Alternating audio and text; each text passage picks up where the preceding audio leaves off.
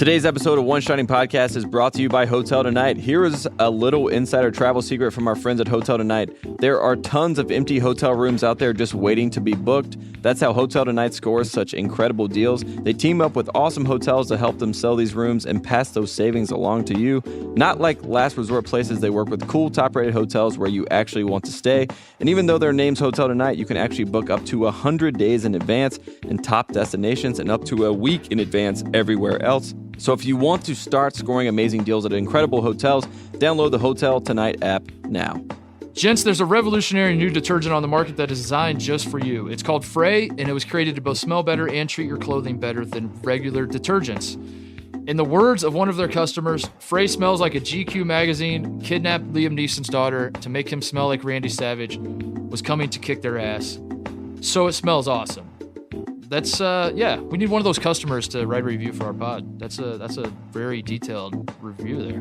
Go to livefrey, Frey.com, and use the code SHINING25 for 25% off your first purchase. That's livefrey, Frey.com, and use the code SHINING25 for 25% off Frey detergents. He takes the timeout. Technical foul. Timeout. Technical foul. Technical foul.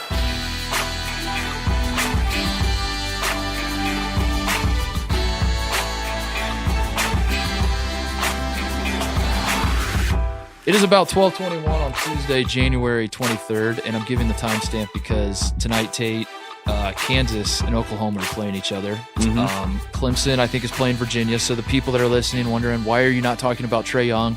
That's all anyone wants to talk about. Why are you not talking about Trae Young playing Kansas? The answer is we have not watched the game yet. We're going to talk about that on Friday. What we are going to talk about today, Tate, is I think the only story worth talking about with you and I. We're just going to dive right into good guy, bad guy. Usually we start with good guys, but let's start with the bad guys. Go ahead. Let's just get it going right now. Go ahead. I'll let you go first, and let's talk about what I know you want to talk about. We know what it is, and that is the I call it the miseducation of Zion Williamson, and it started on January 20th. Give the whole backstory. Give the people that are just tuning in the whole story on what is happening with who is this man Zion Williamson? Why is this news? Why am I making a big deal about it that we should start our show with this? Exactly. Give the story, Tate. Zion Williamson, the number 3 player in the country, at one time ranked the number 1 player in the country. We're in a time and an age where, we deal with, the mixtapes and the hype around recruits. We've seen it happen with a lot of guys, but Zion Williamson has been a different animal. He's been covered since he was 16. He has been compared to LeBron James. He's been on Slam covers. We've heard about everything about this kid pretty much since he really hit the scene. He's been followed by Drake. He's been rapped about. He's been talked about. He's been covered, like nothing we've really seen before in the past 5 to 10 years, honestly. And that brings us to the point where, everyone was concerned and wondering where this kid would take his career in college. If he would go to college, he narrows it down to 5 schools. So he's from Spartanburg, South Carolina. He's a Jam Nation, Adidas family guy. Obviously, we all remember the FBI story with Adidas. So that kind of opened his recruitment back up. And that led us to 5 schools that were in the mix. And the 5 schools that everyone had pegged, number 1 was Clemson. He's from South Carolina. A lot of people thought he was going to go to Clemson and stay in state. Number 2 was Duke. Probably a sleeper or a dark horse at best, but they were on the list, and a lot of people had kind of written them off leading into the recruitment. North Carolina, a school that he went and took an official visit to in the fall. He was promised the number 12, Phil Ford's number, a retired number, something that had never happened at the University of North Carolina. He was also considering Kentucky, the school that is known for the one and done in this era. John Calipari has famously said that, he is here to get these kids, his guys, to the NBA. And then finally, Frank Martin and the defense of South Carolina. And my favorite thing about the whole thing, a lot of these schools made their final pitches in the week. And my favorite Frank Martin pitch, which was put out there by Alex English, a great NBA and ABA player, played with the Denver Nuggets back in the day, a guy from South Carolina. He said, if Zion Williamson wants to learn how to play NBA defense, he should go to South Carolina, which I say to that, who plays defense in the NBA?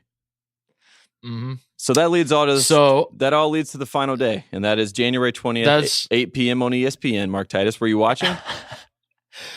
I was not watching because you had led me to believe that I was like 75% sure he was going to Clemson. As I've said on this podcast many times, but for those who are just tuning in, I don't really follow recruiting.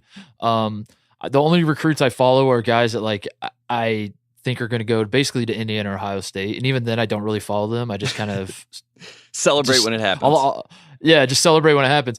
So listening to Tate's just brainwashing me, just like all the propaganda you're throwing in my face, talking about Phil Ford letting Zion Williamson wear number 12 as though like that matters whatsoever, as though anybody cares about any of that. I was led to believe it was down to Carolina or Clemson. And I was like, man, this is going to be interesting. I even said on this pod, Tate, that I saw, did I not say to you that he's going to go to Duke? And then you were like, no, that's never happened. And that leads us to Friday night at 8 p.m. Eastern Standard Time, leading into the Florida game at Kentucky in Rupp Arena. So everyone at Kentucky, you sound so somber right now. By the way, you're like reporting this as though it's like a national tragedy. You're like Friday, it's Saturday at 8 p.m. I'm doing my Walter Cronkite impersonation, which I just as families all across this country laid their heads to rest. One of the great travesties of our time took place. It really was, and it really was because of everything that was at play. And I'll say this. So it all starts. We're all live on SportsCenter. We cut to Zion Williamson. He's there sitting next to his stepdad, his mom, his little brother's there.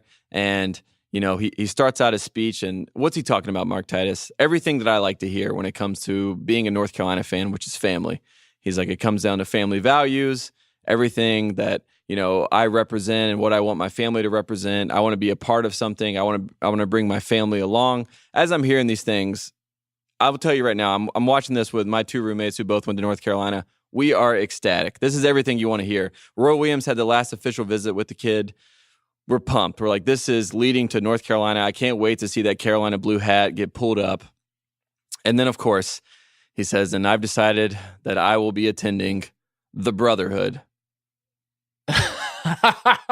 And I fell out of my chair because I'm just shocked. I'm like, the Brotherhood. First of all, that was created at least 4 years ago as a hashtag, but now has become some, you know, ideal that everyone believes is a true reality with Duke basketball because, you know, they're such a brotherhood. They really take care of each other. Let's ask Grant Hill the last time he talked to his national championship team.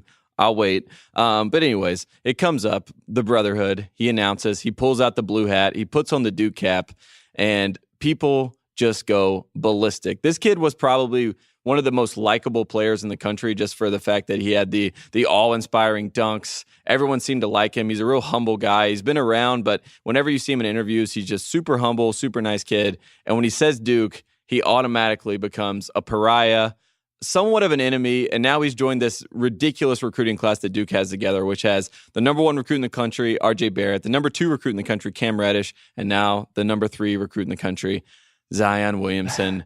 And boy, does it hurt me to say that, Mark Titus. I since I've come back home from LA after being in LA for a couple months and I've been back home, this was the very first time that I wish I was back in LA. This is the first time I found myself wishing I was there, only just so I could record you as this announcement was taking place. This is, I had to see it. It hurts so badly that I was not there. Like, I imagine you were we were just making fun of the Cliff Alexander, Illinois people. And I in my head, you were so much worse. I don't even know where to start with this. I guess I want to start here, Tate. How has Mike, and I'm sure you have a lot of thoughts on this, how has Mike Krzyzewski brainwashed the entire country to the extent that people hate Duke? This is the weirdest phenomenon to me in the world. Everybody in the country hates Duke. If you're not a Duke fan, you hate Duke. No one is like, okay, Duke, yeah, cool. They're whatever. Everybody, either you're a Duke fan or you absolutely hate them. So most of this country, most of the college basketball fans absolutely hate Duke, want them to burn to the ground, et cetera, et cetera. And yet we have a situation where anytime any other school does great on the recruiting trail, everybody starts making accusations of them paying players and dropping bags. And these are two things that exist in our sport, is that everybody hates Duke, everybody accuses everybody of paying players. Those are two things that always happen. Somehow, it blows my damn mind. I have no idea how this is happening. nobody accuses K of paying players. It just like he's somehow like brainwashed everybody into saying he's like a leader of men. We do things the right way here. I would never do such a thing, etc. And like, even when you go on the internet, like I was on like, I think Reddit or something, and they posted the announcement like Zion Williamson going to Duke, and everyone in there is like, shit, I hate Duke. How do they keep doing this? This is crazy. And it's like, if John Calipari farted at a guy who is like a top 100 recruit, you like this, the 74th ranked recruit in the country, if John Calipari pointed his asshole towards him and farted, like everybody would be like, he's paying him. He's paying. That's exactly what's happened. He's paying. Which, by the way, Cal probably deserves that reputation. But like, how has K reached the point where he just? How is this happening, Tate? I don't understand it. This is how it's happening, and that's our bad guy of the week, and that is Jeff Capel. And this is the whole premise of the situation, because I think the problem with what you're talking about is the reason that Coach K, Duke, these guys aren't tagged as, paying the price tag for, maybe dropping the bag for these kids is because that is not what Duke has ever represented. All Duke ever. When you've ever thought about Duke, what have you always thought about? You've thought about guys that are not as athletically gifted or talented, maybe as skilled, but not athletically gifted or talented, that try so hard and slap the floor so hard that they somehow get wins. And then they also heat up, Cameron Indoor to 110 degrees like they're playing in hell. But that's what they do to win. That is just the facts that's facts of life. That's what Duke basketball has always been about. The thing that's changed now is that they are playing a futures game, which is why Jeff Capel is so important. Because you know what, Mark Titus? As much as I don't, I do get a little bit of satisfaction out of it, Coach K is not going to last forever. He is not immortal, despite all reports saying he is, especially his hairdo. He is not immortal, and there is going to be an end date. There is an expiration date on Coach K's version of Duke basketball. Is that a threat? Is that a threat? No, this is a declaration for why all this is happening, and it's to set a precedent for the future, Mark Titus. And here's where it all comes in. If Coach K were to continue what he built at Duke, which is I'm going to take a player that is not as talented, I'm going to take a Lee Melchione, I'm going to take an Emil Jefferson, I'm going to take a Brian Zubek, I'm going to take a Greg Paulus, I'm going to take a Daniel Ewing, the list goes on, and make them a 3 to 4 year starter that gets in people's bleep that out, Kyle, and wins games and wins titles. And now he's playing the one and done game, and that is not his game. It's Jeff Capel's game. But you know who's going to be the head coach in the future? Jeff Capel. And you know what Duke needs? Precedent. Because if they get the top 3 guys now, when K's there, when Capel gets the top 3 guys in 2022 or 2023, it seems like it's standard protocol. It seems like it's always been happening. It gets in your head. You're like, oh, that's just what Duke does. This is not what Duke has ever done, but they've played it perfectly. They've dealt the card out to every single person, starting with Kyrie Irving back in the day and leading all the way up to now to Zion Williamson. They have played their hand perfectly. Jeff Capel, bad guy of the week. I can't believe this is happening. The audacity of this to happen, of Duke to take the top 3 guys in the country who all play the same position, and on the heels of the FBI thing. So the current climate of college basketball is this.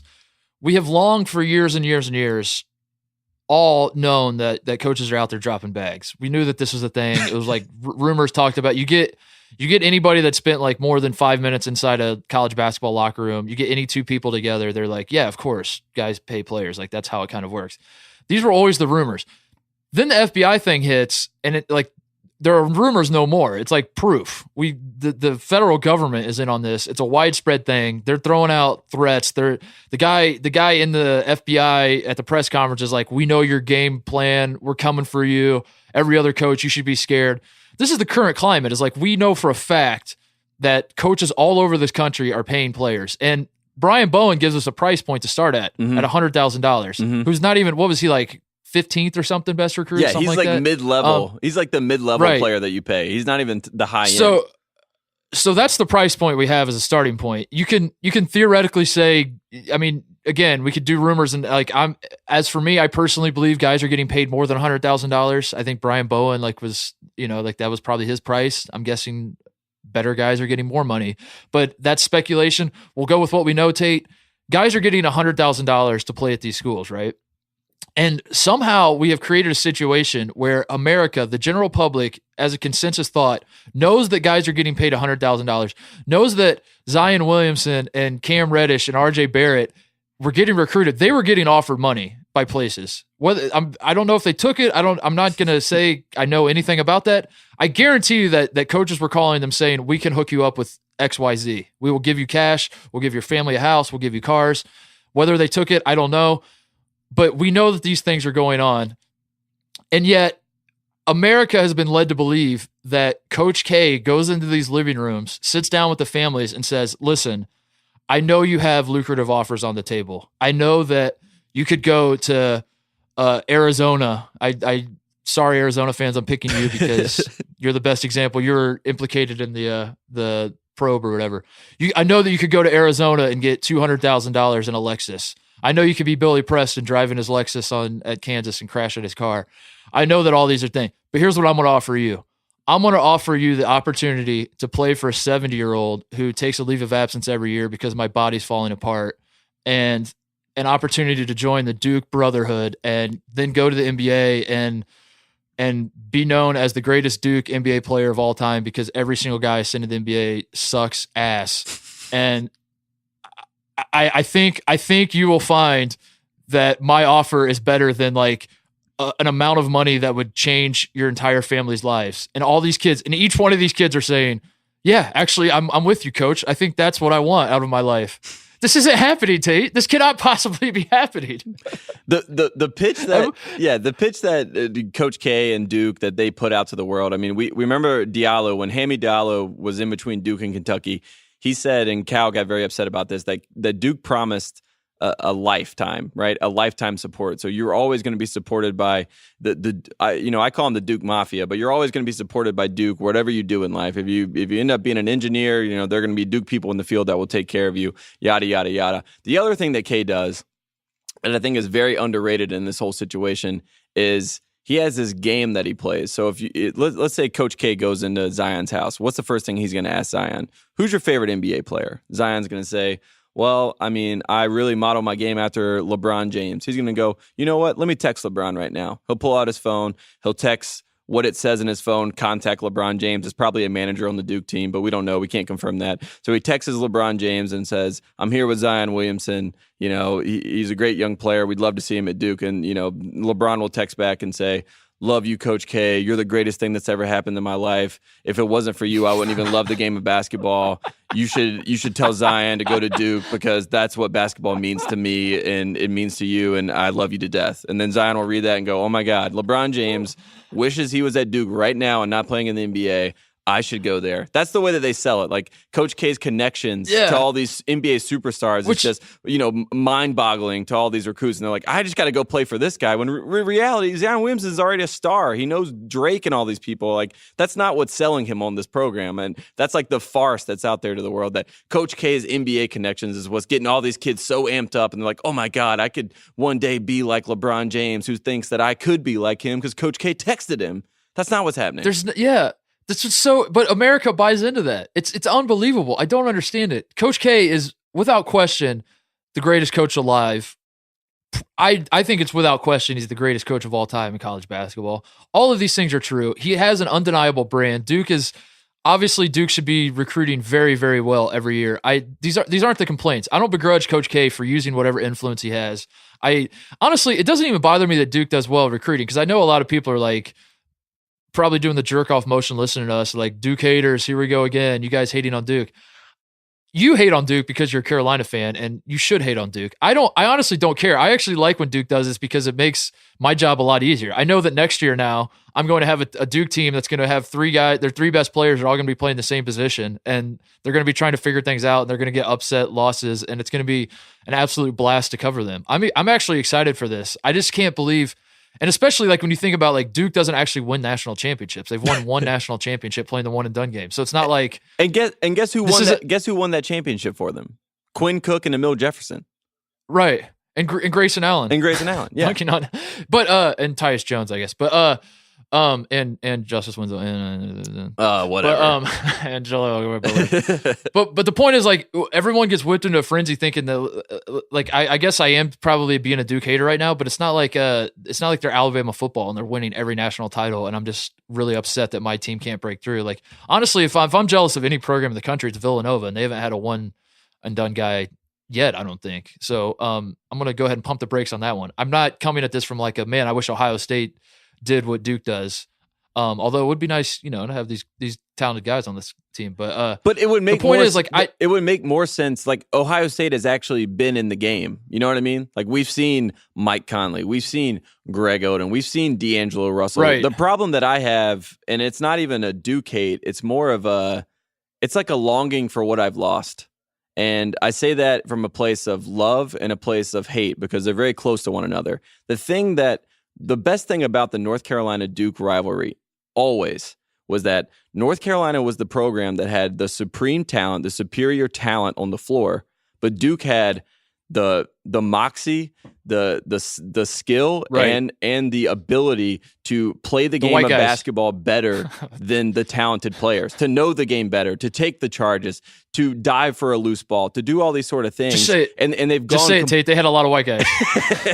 And they've gone completely away from their identity and everything that K built. The reason that I'm sad is because, you know what? It's hard for me as a North Carolina fan to hate Brandon Ingram. It's hard for me as a North Carolina fan to hate Marvin Bagley. It's hard for me as a North Carolina fan to hate Jahlil Okafor. That's interesting. Because they are these are great talents, supreme talents that I cannot believe that are now going to Duke. It just makes no sense. It doesn't fit. It would be like if Butler was getting Romeo Langford. It just doesn't fit the protocol. This is interesting that you're bringing this up. So you're saying that you don't hate Duke as much as you used to. No, not at all. Despite them, interesting. Because to me, this sort of stuff makes me hate Duke more because, and I think we're both coming from the same point. We're just arriving at different conclusions. I hate them more because I think they pretend, like, K's whole mantra is that basically, it's funny you bring up Butler because that was the example I would use, is that K pretends like his program is still Butler, and he thinks that he's like the underdog, and like you said, getting like the scrappy guys, like plucking the diamonds in the rough and finding a way for them to play for the name on the front of the jersey, and this is what it's all about. And for some reason, like, America's all bought into that bullshit, and like people are just now, like I am just now for the first time starting to see people like think, wait a second, Duke is sort of the one and done school, aren't they? Like, this is. Maybe Kentucky's not the one and done school. Maybe it is Duke after all. And like, they're just sort of figuring it out. And this makes me hate them more because it's like, if K and Duke and everybody involved and Duke fans and everything, if they just celebrated what they were, I don't think I would have a problem with them. If they were just like, yeah, maybe we play players, maybe we don't. We just, sorry, we get a bunch of talented guys in here. We have a ton of fun. We send everybody to the NBA and we do it again. And we win national titles. Like, sorry you hate us so much. It is what it is. But that's not how they approach it. They approach it like we do it the right way. Like, you see Duke fans talking about like academic requirements and like we have to get a specific player. Like K, even last year, I wrote an article, I think it was this past summer, about basically this very thing you and I are talking about is like Duke changing their recruiting strategy and how K is basically like sold his soul and he has gotten away from the Duke thing. And as I was researching that, you come across these quotes where K is like, we still go after the same guys we always have. And that kind of shit is just like mind-blowing to me. How can you say that with a straight face? You clearly do not. But they pretend like they're trying to find the guys that have the academic requirements as well. Because, Duke is a prestigious school now, and you have to get those kind of guys that fit the mold. And it's like, just cut all the bullshit and call it for what it is. And I wouldn't mind one bit. Like, I hope Duke gets the 5 best players in every single recruiting class go to Duke and Kentucky from now until the end of time. And we do this every single year because it's so much fun. I love talking about it. It's just, I don't know, Tate. It blows my mind how the wool's been pulled over America's eyes and they just buy into whatever Coach K's selling. It's honestly impressive. And what happened with K is, I mean, he panicked, right? When in 2009, Duke was nowhere to be found. They were freaking out. The one and done era was finally clicking in. They weren't quite getting the kids. I mean, at one point they had Nolan Smith, Greg Paulus, Brian Zubek, Kyle Singler, that whole squad getting together, and it wasn't working out. And North Carolina wins that title in 2009. K is a reactionary person, so that happens. He's going to up the ante. He's like, well, he went from talking really, I mean, you should see some of the old quotes from Kay on Calipari and the one and done system in general. I mean, he had some thoughts that I think if it were pulled back out, a lot of people would have some real problems with it. But he was basically like, I'm not changing the way I do what I do. This is the Duke basketball program. And honestly, the whole time I was on his side about the thing. I was like, at least, Duke and Carolina aren't going to get in the mud here, get in the glut of this whole situation and let it play out, because I thought the rule was going to change. And then he went completely 180. They won the 2010 title, which I think, I don't think he thought they were going to win that year, because he was already on the Kyrie trail and trying to get Harrison Barnes and trying to get into that world anyway. But they win that 2010 title, and then it just, from then on until today, it has been a complete flip of everything that they have done before that. And I mean, it is impressive. The 2015 title, you can't say anything bad about that team. That team was the perfect mix between senior leadership and young freshman talented players. That all worked out. But to get a guy like Zion Williamson, a guy that, I mean, if you went to someone in 1997, showed them a tape of Zion Williamson, and you said, that kid's going to go to Duke, they would look at you dumbfounded. They're like, what happened? Did Kay retire 5 years ago? What is going on there? Who coaches that team? Is Terry Porter coaching that team? What is going on? It's funny you bring up the timeline about right around 2010, 2011 is when everything flipped, because as you said, who was hired then? Who was brought to Durham then? It was your boy, Jeff Capel, who was fired, lest anyone forget, was fired from Oklahoma. The official story was because Oklahoma sucked that year, and I think the 2011 was his final year. Yes. That was the official story that was put forth to the media. The story that is obvious was Tiny Gallon was getting cash from a financial advisor, and the Oklahoma assistant coaches were orchestrating the entire thing. And on that scandal hits, he leaves Oklahoma in wake of recruiting violations. They're on 3 years probation. Lon Kruger inherits the program. I wouldn't say shambles. It wasn't like a complete disaster, but Capel, it was a direct recruiting violation. A player taking money. Jeff Capel was in charge of this. Gets fired. Goes to Duke. Duke starts landing one and done guys. I don't. This is just again. Maybe there's a scenario where none of these guys are paying players. I'm not here to say that I have 100% proof that Jeff Capel and Mike Krzyzewski are paying players. I'm not trying to break a story. What I'm trying to do is grab America by the lapels and shake them and say why do you do this with every other program but not Duke? I don't understand it. This drives me nuts that Kay has somehow buried the Lance Thomas thing. He's buried the Chris Duhon thing. He's buried the Corey Maggette thing. People are listening to this podcast right now and just heard me mention those three names, and they're like, wait, what is he talking about? Go Google it. These are things that exist. And this man is he's a mob boss, and he's figured out a way to just bury all of his bodies, all of his violations that happen. And it's I respect him so much. And this is why he's the greatest coach of all time, is because it just defies logic to me how he gets this done, Tate. So that's it. I'm more angry about this than you are, by the way, which is shocking. I'm not angry. I'm just disappointed. I can't believe that we've come to this. And my whole thing, my last, maybe not my last point, but my last thing I will say about this, the facade of the family atmosphere and the whole thing. I mean, Cal does it at Kentucky. Kay is now doing it with this whole brotherhood thing. I mean, that's a Dean Smith thing day one. Dean Smith has been doing that the entire time. It was all about the Carolina family. It wasn't used as a marketing tool. It was just, that's what he said. I mean, when he passed away, he sent $200 to all his former players. I mean, that's just what he was all about. And now Kay has adopted that in some new modern weird way to call it the brotherhood. But let me ask you about the brotherhood, okay? So first off, Zion Williamson, what number does he wear? Okay, number 12. Who wears number 12 right now for Duke? Oh, Javin DeLaurier, a guy that doesn't play, a guy that was a 4-star recruit, a guy that has a lot of potential but's not going to get playing time and probably going to end up having to transfer. Okay, that makes sense. Let's talk about Jordan Tucker, a guy that went there last year when Duke lost out on Kevin Knox. They went down to Marietta, Georgia to Wheeler High School, a place where Jaylen Brown went, and said, hey, Jordan Tucker, we need a wing on our team to come in and help us in the freshman class. Guess what he's doing as of 12/31/2017? Transferring. Coach K right now is playing a game of, I'm going to bring in all these talent. It's like football almost. It's almost like what, Steve Spurrier was doing at South Carolina. It's like, I'm going to flood all these guys, bring in all these top talented players and sort of let them fight it out amongst each other, pick my favorites, and then the ones that don't get to buy into the brotherhood, see you later. I mean, what happens to Chase Jeter? Is he still part of the brotherhood? What happened to Elliott Williams? Was he a part of the brotherhood? I don't know. It's funny that Jordan Tucker transferred to Butler too. It's like he got to Duke. He's like, well, wait a second. This isn't the Duke that I thought I want to go to the real Duke. I want to go to the Duke I was sold on, which is Butler. And that's the, yeah, the whole Brotherhood thing is so funny to me too. Like you realize this is something at every single program in the country. Like every single program has a fraternity of former players that feel really tight to each other. And this is not a unique thing that Duke has. And I don't know. It's just all like, it's so weird to me. The branding of Duke. It's not that Duke, again, I don't begrudge Duke. I don't begrudge Coach K for setting all this up, for creating this brand that he has.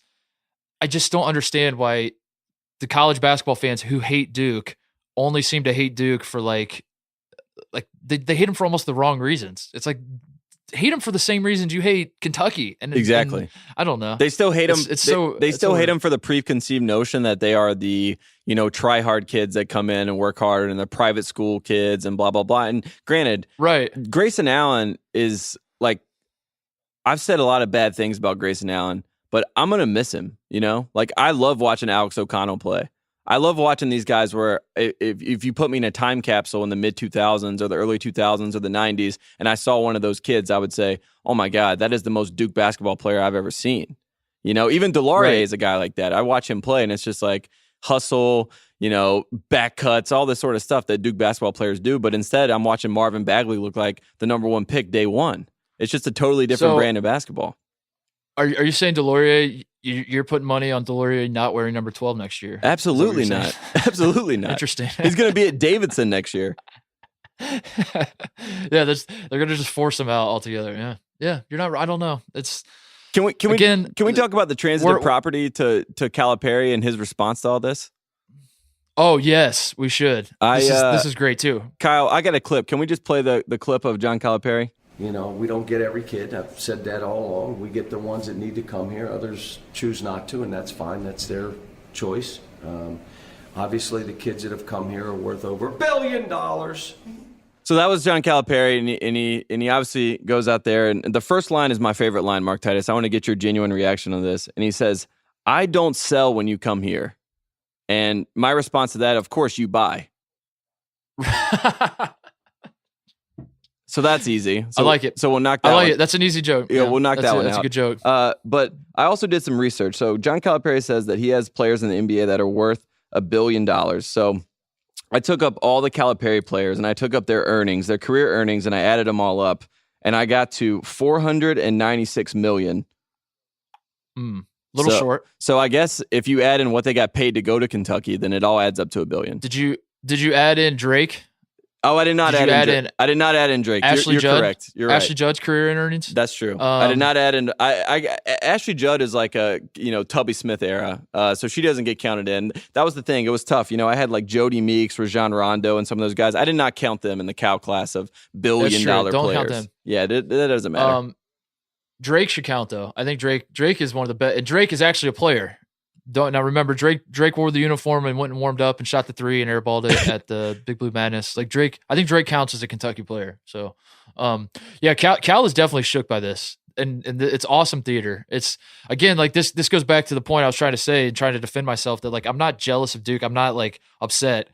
I actually enjoy this. I truthfully want this to happen because Cal and Coach K fighting each other, trying to win at the same game is absolutely hilarious. Cal is so shook. His team is terrible. Mm-hmm. They might not make the tournament. I said that like a week ago, half jokingly. I'm like 55% joke or 45% joking. I mean, now like I'm slowly getting closer to like I don't think I'm joking anymore. Kentucky does not look like an NCAA tournament team. First time they haven't been ranked since March 2014. 20 right, but I guess. If you're a Kentucky fan, you're thinking, yeah, that was the year we went to the national championship. So we might be all right. He's so shook by the pain of the players. He's recruiting. Like I haven't heard Kentucky. Does Kentucky even have any recruits for next year? I guess they might not need them because all these guys are coming back because they're not that great. I don't know. But Cal is pretty obviously shook, and it makes for fantastic theater because again, need I remind everybody that we're going to talk everyone, the casual fan, the person that doesn't follow college basketball closely would be convinced, like Bill Simmons, for example, I'm going to throw him out there because I'm not making fun of him. I'm just saying, I know that he casually watches college basketball. if you talk to him, like he's convinced that like Duke and Kentucky are like the two best programs in the country. And I guess in a certain measure they are, but Villanova is pretty clearly the best program in the country the last 5 years, right? Up there with, I think there's like 5. Like I think Michigan State's in the conversation. I think North Carolina's in the conversation. Kansas is in the conversation. The point, UConn has won more national titles since K started playing the one and done game. Exactly. UConn won in 11 and 14. Yes. It's like the point being, this is not a situation where it's like football and you got Ohio State, Clemson, and Alabama, and it's just those three every single year. Mm-hmm. And you know that one of those three is probably going to win the national championship. And it's like, God, can we get some more variety in here? Like, that's not what's going on in college basketball. So honestly, I don't care at all. It makes for more fun. And it's amazing how Cal is so shook by this. It's like Cal and K are playing a completely different game. They're not even trying to win national titles. I'm convinced of that with Cal. Like, I think Cal looks at his career earnings of his guys, and he's like, I'm the most successful coach in college basketball today, and it's because my guys make more money than everyone else. I mean, people forget when John Wall, DeMarcus Cousins, that big draft class, when they all came out, this is before he won his title in 2012 to Anthony Davis, John Calipari said this was better than a national title when they all got drafted. Yeah. I mean, and listen, which is you honesty. Could argue that I like that. Yeah, you could argue that he's right, but that's the thing is like Cal is honest. K is not honest. K is not honest about his approach to this at all. Cal will tell you what he's thinking, and you can honestly, he kind of has a case. Like you bring these guys in, I mean, it's an antiquated idea that you should be providing an education for these guys who are pretty clearly going to make hundreds of millions of dollars in their NBA career. Like you could throw that out the window. National titles are basically for the fans. And I guess it'd be nice if you cared about the fans, but like, I don't know, like obviously it would be nice to win a national title, but at the end of the day, I think every coach, people get into coaching because they care about relationships with their players. And if that's what your motivation is, then what's the greatest thing you can do in your relationship for a player is help them in their career and help them make a ton of money. So there's like a case that could be made that Cal is not wrong. It's just, it's so wild that they're playing two completely different games. Like Jay Wright is trying to win the national title this year. Mm-hmm. Tony Bennett is trying to win the national title. John Calipari is trying to get the best recruits and make his guys millionaires. And Kay is doing the same thing. And it's like, we have so many different motivations. It makes college basketball great, Tate. That's just what I'm going to say. It really reminds me of like the East Coast, West Coast rap rivalry back in the day. It's like Coach K is Suge Knight. You know, he's just behind the scenes. He's just this ominous threat, and he has like Tupac, Snoop Dogg, all these talented people around him. And then you got Calipari, who's like Diddy, who's like all up in the video, everywhere, around, making his face known, just letting everybody know what's going on with his players and everybody. And at the same time, you're just like, I don't know what side I stand on, but I know both sides probably aren't doing the best things right now. You know, there needs to be some sort of, there needs to be a middle ground. There needs to be some other outlet. And I guess when you have schools like Villanova, you know, that is the answer, but it's just not as sexy of a pick. I mean, no one's going to randomly walk up to you and say, man, did you see Jalen Brunson and Mikal Bridges last night? What a game by those two guys. I mean, no one even knows how to do that. All they want to talk about is Zion Williamson or, you know, Kevin Knox or whoever it is. I mean, Emmanuel Quickley is the guy that's coming in for Cal next year. He's like a 5-star point guard. So that's like the biggest name they have coming in, but no one even knows that guy's name. You know, everyone knows Barrett, Reddish, and Williamson, and they're all going to Duke. Never heard of him. Well, you got anything else? We talked about Duke for a lot. I mean, people, I don't know. Like this is actually we get a ton of shit for ripping on Duke and talking about Duke all the time, and it's deserved. It's totally deserved. But this feels like a worth kind of a half-hour discussion. I thought it feels like a watershed moment for, you know, where you stand on the situation. I mean, this was completely out of the blue. I don't think I put it enough context for how. I mean, there was nobody calling for Duke to get Zion Williamson. Nobody. I said it. Tate, I literally said to you on the podcast, I think he's going to Duke just to troll you, just to like, because that's what I enjoy doing is just saying things to make you upset. And then you said it can't happen, it won't happen, or whatever it is you said. Oh, it still hurts. Yeah, it still hurts. Yeah, but again, like I'm for Duke. I hope Duke fans calm down. Duke fans aren't listening anymore. If there's no way they've made it this far into the pod, they slammed this shit off. But I had some real like true blood Duke people that are quote unquote my friends. I wouldn't call them my friends, but I reached out to them when the Zion thing happened, and they were even not only were they shocked by it, they were just like, I can't believe this is where K is going to end his career. So that lets you know, like the true blue Duke fans are just confused by the whole thing, right? And that's where I'm coming from. My sense of anger, if you hear it in my voice, is coming from that. Not like, oh man, Duke is better than my program and I'm jealous. Although that's probably true too. There's probably a hint of that, but most of it's just like, why is America treating Duke to a different standard? Like, can we please make jokes about Coach K? When someone mentions Coach K, can you please say he pays his players? That's all I want to see. I want to see just anonymous people on Twitter accusing K of paying players. That's all I really want. And number two, I want to just call out Duke for their bullshit. Their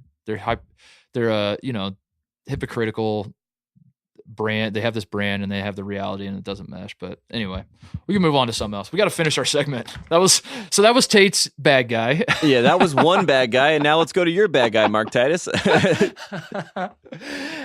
I don't think we need to spend a half an hour talking about this, but we do finally. We should play I guess we still have the Michael Porter mystery. I was going to say we should play the music one more time just to rest in peace to the Billy Preston mystery. But we still have the Michael Porter mystery, so we can use the music still, but the Scooby-Doo music. But my bad guy is the entire country of Bosnia. Billy has stepped in, dropped the bag for Billy Preston. Our Kansas, we've talked about him all year. The story has now been closed. The final chapter has been written on Billy Preston's saga at Kansas, unless I guess an investigation, but there's probably going to be no investigation. We're just going to move on from it all. A team called BC Igokia signed Billy Preston in Bosnia. And that's it. That's pretty much it. So the kid, to recap his story, he sits out the first, one game for like breaking team rules, something like that. Yep. Missing curfew. I don't even remember what it was. He played in the exhibition exhibition games early in the season, then sat out the first game, and then we never saw him again, really. Yeah, and then gets in a car wreck, a single car wreck. He was totally fine, wasn't injured, so it probably wasn't that bad, but there was damage to the car, and then an investigation launches, and he sits out, and no one has any idea why, and it's just that might be like one of the big, that could go down as like a big what if, and I mean, Kansas fans, when Kansas loses in the second round because they go like 6 for 28 from 3-point line, it's definitely going to be a big what if for them. But I just think about like this kid's life. Like what I really hope he makes it in the NBA. I hope he like has like a successful career, because to think that like one little car, like fender bender, I still don't know the details of the crash, but in my head, it's just like he hit a fire hydrant or something, or I don't know. To think that forever altered the course of his life is just, it's crazy to me. And I guess you could argue that that's not what altered the course. What altered it was him picking up bags and et cetera, et cetera. But I don't know. Just if he doesn't get in that wreck, he's playing for Kansas. Yeah. And Kansas, I probably take him then seriously as a national title contender. Yeah, I was going to say, But I mean, we're once again in a position where Bill Self does not have a big man that can actually take Kansas to the national title. And that's been the case since like Darrell Arthur and Cole Aldridge and all those guys were there. I mean, they just haven't been able to figure out the formula since, you literally just named the guys that won a national title for him. I know, but I mean, I'm just saying like that was the like. Oh, you're saying since then. Okay. Yeah, okay. since I thought then, you were saying like, you got to think about like, I mean, Embiid gets hurt. Like I feel like Czech Diallo didn't work out. Like every single year they have these guys that are pinned to be, okay, we've got the post presence we need to win a title, because they've had the guards the entire time. Cliff Alexander was the big one. Yeah, and every single time Cliff Alexander. It hasn't worked out. So I feel bad for Self. Anyway, yeah, bad guy. Of the yeah, week, and then that's my bad guy is Bosnia. We got to get our boy Jeff Goodman to. He should have just stayed in Lithuania. I know Lithuania is not close to Bosnia.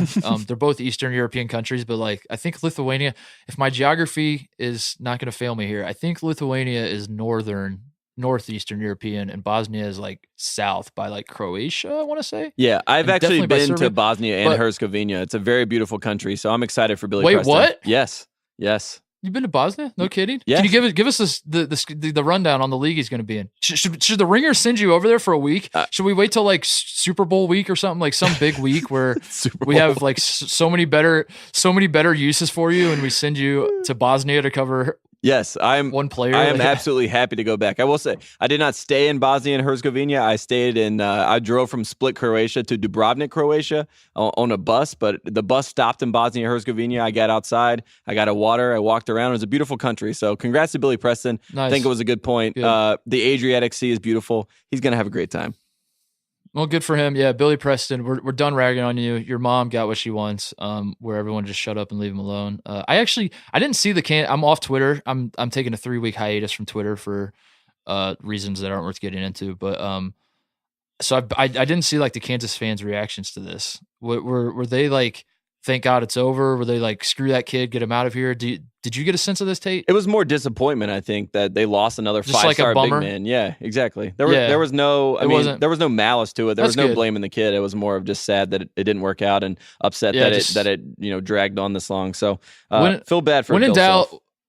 When in doubt, just point your anger towards the NCAA. Mhm. That's the one thing that you can always do. Just hate the shadowy figures at the NCAA and blame it on them. Honorable mention bad guy, Steve Alford landed Moses Brown, 5-star center. I don't know how good he is, but I did see some reactions from this on I forget where I saw it. Somewhere on the internet. I saw UCLA fans were like actually kind of surprised to get him.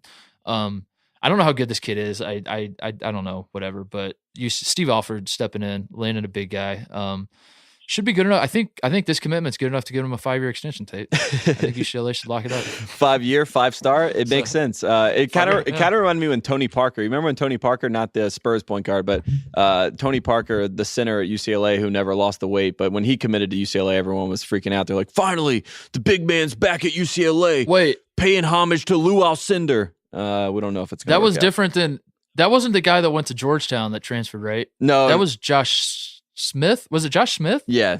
Was that his name? Was he at UCLA?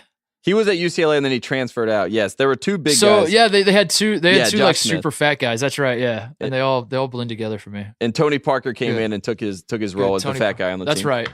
That's right. Yeah. They always need one fat guy. Every UCLA. Maybe that's what's wrong with UCLA right now. They don't have a fat guy. They need a fat guy. They should bring Reeves Nelson back and put him on staff. Yes. Everybody loved that guy too. Yes. And the Chick-fil-A is just too close to Pauley Pavilion, so I don't blame him for staying fat. Yeah. There you go.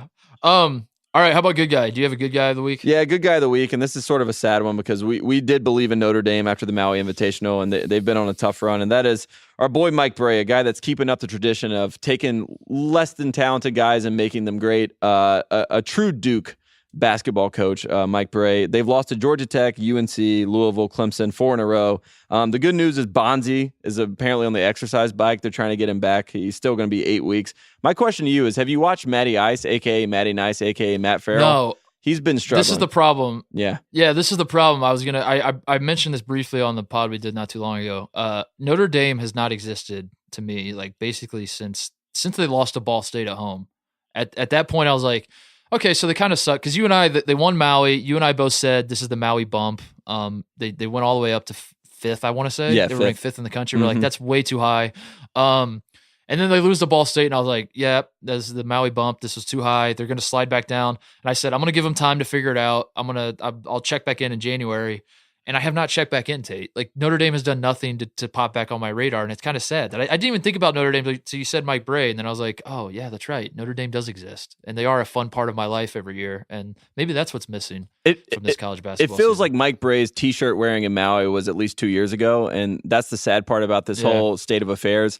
Matt Farrell in the Louisville game was a double overtime loss, a heartbreaking loss, but he had 2 or 3 times where he could have won the game on open shots, and Matty Ice would have hit those shots, but Matty Nice is not hitting those shots. He really struggled. Ooh, I like what you did there. Yeah, he's struggling, and then they lost to Clemson, and he shot 2 of 11 from the field. He just looks still hurt. I think he had like an ankle injury or something that was holding him out. It just makes me sad because this whole year we were so excited for the Bonzi and Matt Farrell pick and roll action all year, and we haven't gotten our due. Mike Bray said he wants Bonzi to come back for the ACC tournament so they can get back to Maui status, is what he said. So I'm hoping that Notre Dame can make like a run in the ACC tournament. That's best case scenario for this team. Maui status as in needing a vacation comeback, needing a comeback to beat a vastly overrated Wichita State team in the second half, and some soft Maui rims and a lot of help to even beat a team that is probably not even going to make the Sweet 16 this year. That's what he means by coming back to my. So if Farrell and Colson end up on our 3-on-3 team, that you and I, we haven't talked about that in a while. You and I need to sit down off the air and kind of like hash out some 3-on-3 stuff. But we're on the committee, the selection committee for the 3-on-3 tournament that's going on at the Final Four, and we said that when at the start of the year we felt like Colson and Farrell were locks to be on the ACC team. If they both can get healthy and we put them on the team, because I don't know what the whole situation is. It might be like you might throw like Joel Berry in there, but the ACC I'm sure has a ton of great seniors that I just can't think of right now. if they win the 3-on-3 tournament and they win Maui and they don't make the NCAA tournament and they suck the rest of the year, is that a successful season for them? Is that a good way to go out? If you win Maui and you win the inaugural 3-on-3 tournament, I think that's a pretty good year. That's a year you could be proud of. Because for a team Notre that Dame, was promising listen, a Final Four, I don't think that's the. They weren't promising a Final Four. Listen, Notre Dame coming into the year, they had 2.5 players. They had Colson and Farrell, and I'll give you half of Pfluger. And outside of that, like, nobody around the country is scared of any of those other guys. No one cares about any of those other guys. They have, I'm sure some of them are pretty decent players, but like, that was what it was. There were 2, and now Colson's out for however long it's going to be, 8 weeks or something like that. Yeah, 8 weeks. You're saying Farrell's got a bum ankle or something. Like, of course they're not. Like, it is what it is. It's just, I mean, you're limited. You're the 2 players you do have get hurt. If you can salvage a Maui win and a 3-on-3 win where Tate and Titus are there, yes, handing you the trophy, yes, shaking your hand, interviewing you after you win, I mean, that's a victory, Tate. That's better than Jim Nance, I'll tell you that. What about your good guy? Is it a coach that possibly lost to Mike Bray at some point this year? Yep, see it. The little segue. We were talking about Maui. Greg Marshall. You're gonna enjoy this. The Wichita State has now lost 2 in a row. I'm not really going to get into it too much. Like I felt like Wichita State they definitely should be better than this. They brought back like their team. They won 30 games last year. They were what were they, a 10 seed last year in the tournament? Mm-hmm. Does that sound right? Yep. I think they were a 10 seed. Yeah. And they won 30 games and everyone was like, man, Wichita State is misseeded. This is a travesty.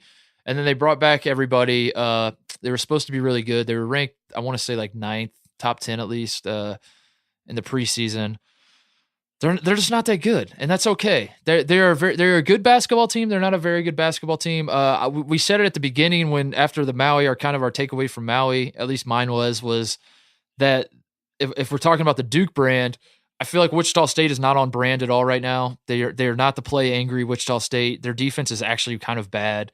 Shamit he's really not assertive, and that's the real head scratcher to me, is that he's not really doing much of anything, and he's not really upset by that. It's not like he's playing poorly. It's like he's just not really playing at all. So yeah, Greg Marshall. They've lost 2 in a row now in the new conference. They have Marcus McDuffels back, by the way.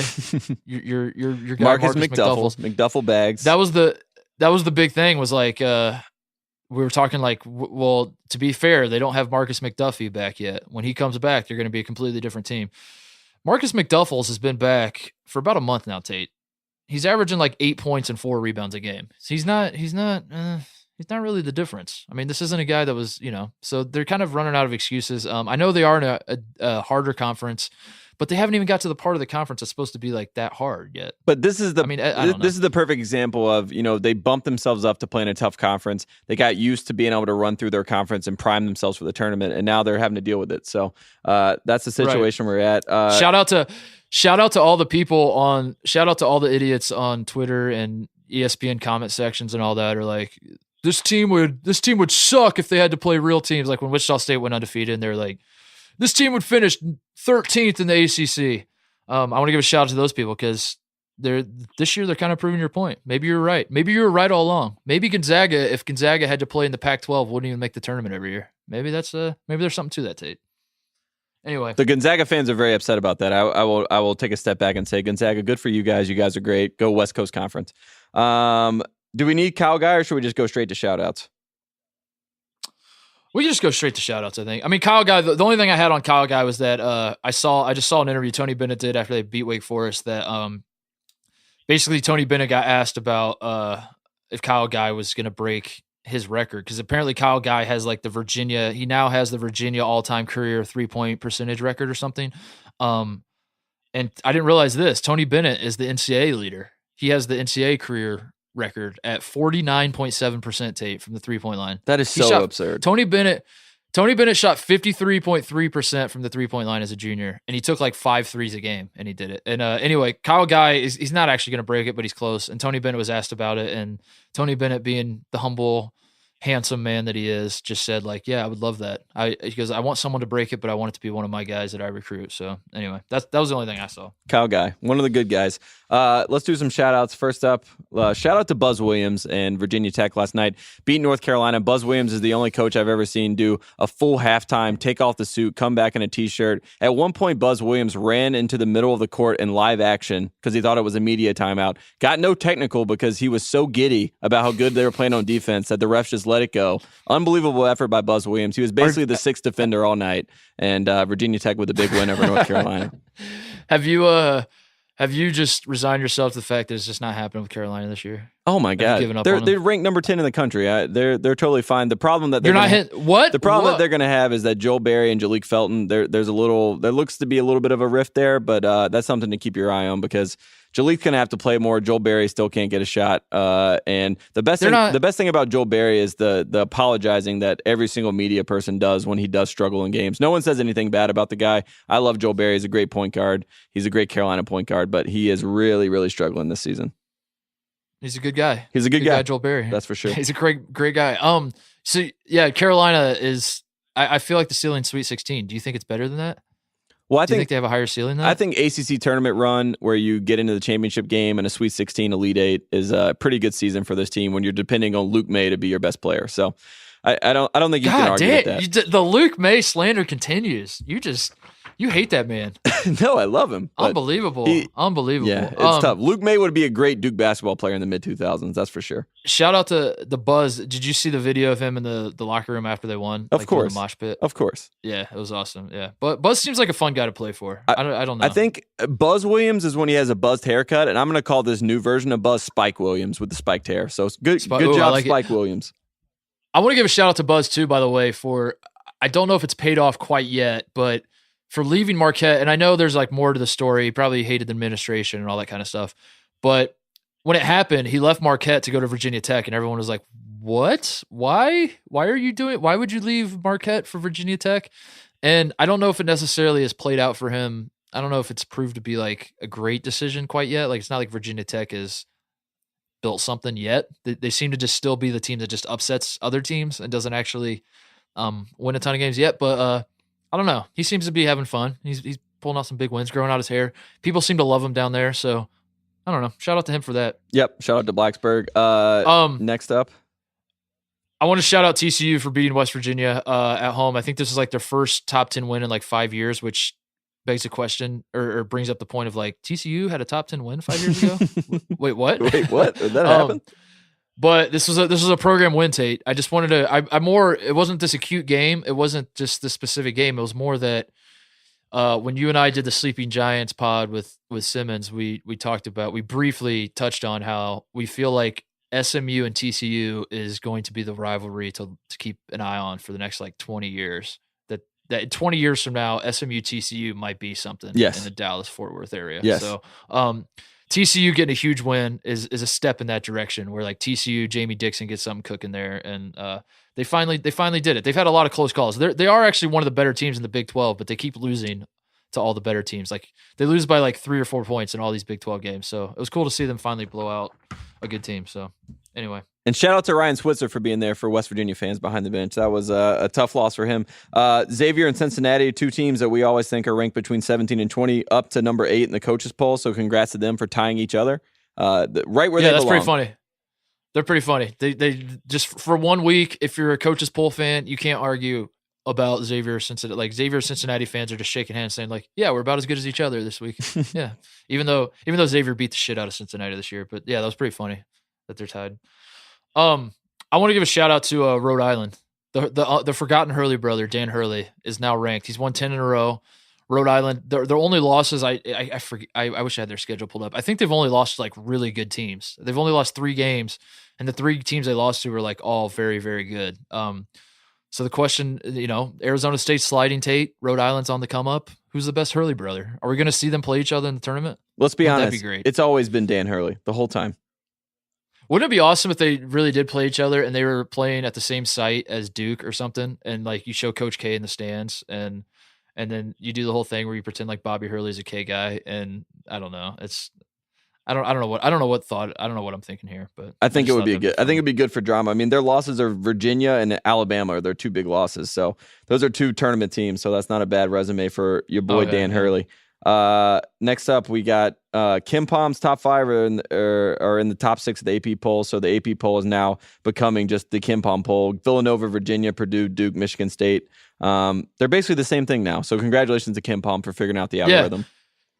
Yeah, well, what's happening is the AP voters, remember we talked about this last week where Gary Parrish does his poll attacks thing and people get scared and they don't know what to do. So they're all just gravitating towards Kim Palm and voting for Kim Palm. Kim Palm and the AP matched on 8 of the top 10 this week. Yeah, we're reaching a poll singularity where like Kim Palm's computers are just taking over the world, and we're at a point where we don't even need to play these games anymore. Just have Kim Palm type in the algorithm, hit play or whatever it is when you program something, and see what happens. And that's our winner. So, I had a couple more shout outs. Tate. Lamar, not the man. I'm not talking about a man named Lamar. I'm not talking about Lamar Odom. I'm talking about a school called Lamar.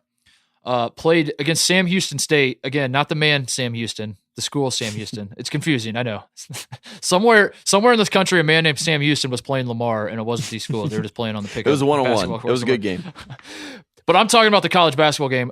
Lamar scored 17 points in the first half. They were down 32-17. So Sam Houston gave them the Tony, the phrase I coined last week, where you hold a team under 20, or the Zaglinski. So depending on your UVA allegiance.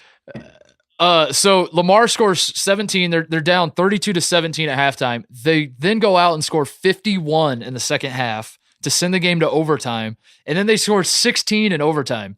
So I don't even know who the coach of Lamar is. It used to be Pat Knight, Bob Knight's son. Mm-hmm. He was fired, but shout out to the Lamar coach for that halftime pep talk. You scored 17 points at halftime, and then you go out and score 51 in the second half, and then 16 in overtime to get the win. So I want to give him a shout out.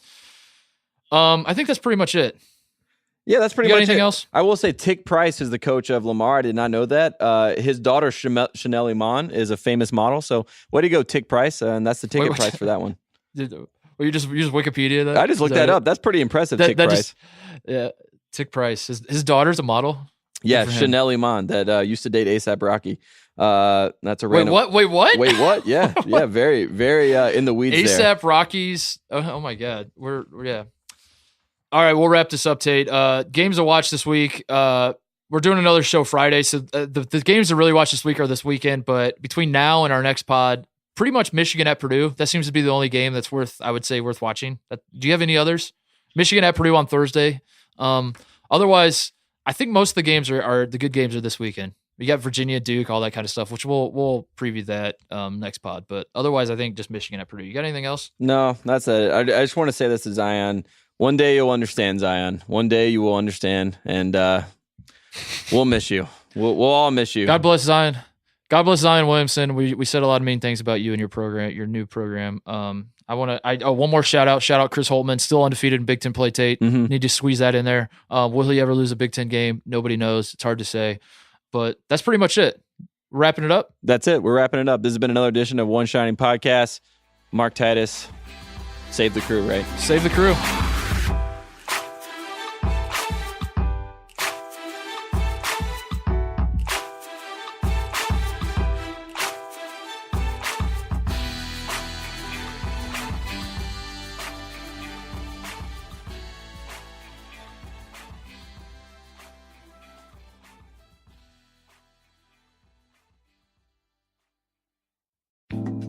Thanks again to Hotel Tonight. Again, I can't tell you how much I have been loving Hotel Tonight. Hotel Tonight helps you book amazing deals at great hotels, and even though the name's Hotel Tonight, you can actually book up to 100 days in advance in top destinations and up to a week in advance everywhere else. They work with cool, top-rated hotels and don't feature those long, endless lists of options you have to scroll through. Instead, they show you a select list of the best deals at the best hotels at any given time.